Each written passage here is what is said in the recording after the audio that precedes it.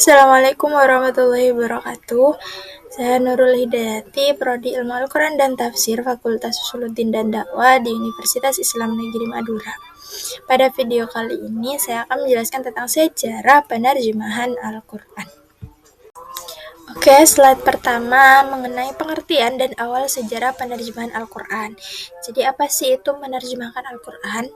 Yaitu mengalihkan makna ayat-ayat Al-Quran dari bahasa Arab ke bahasa lain agar dapat dipahami oleh umat non-Arab.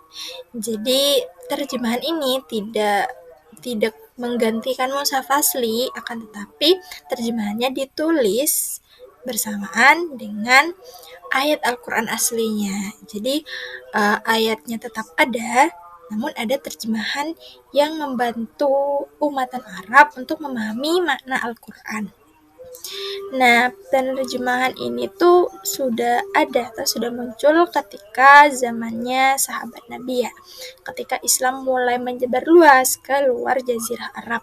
Salah satunya itu adalah upaya menerjemahkan penerjemahan awal saat Salman Al-Farisi mengajarkan Al-Quran atau menerjemahkan surah Al-Fatihah pada saat itu ke dalam bahasa Persia untuk umat Islam di negerinya.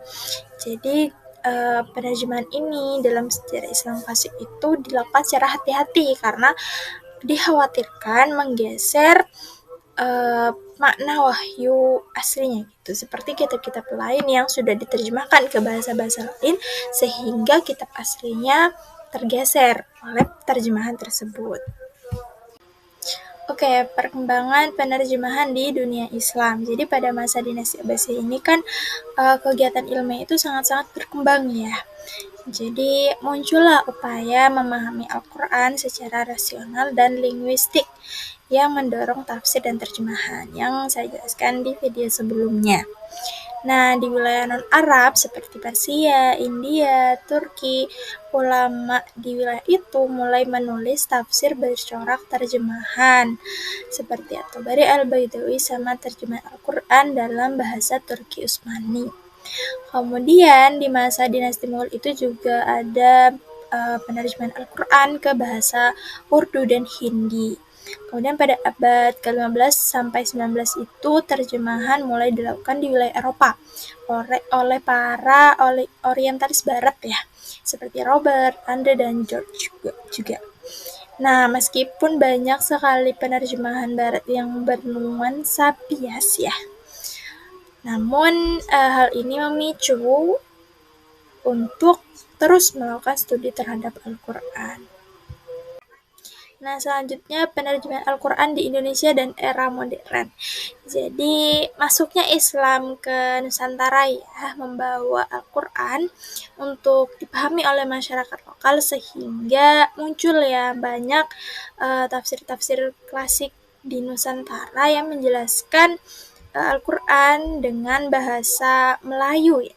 Pada saat itu masih menggunakan bahasa Melayu.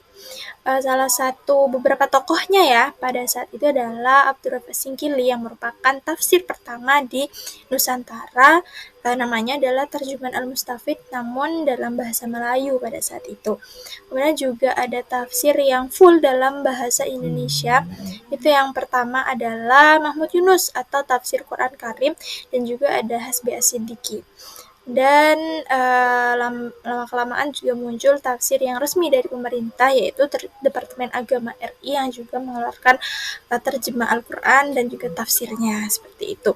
Nah, kini tafsir ini berkembang gitu ya, tidak hanya dalam bahasa Melayu, tapi juga ada tafsir dengan bahasa Jawa, Sunda, Bugis, dan juga Banjar. Bahkan ada yang berbahasa Madura juga. Nah, dan juga ada juga Al-Quran versi digital gitu ya, Quran Kemenak, tafsir web, dan juga Quran apps lainnya gitu ya.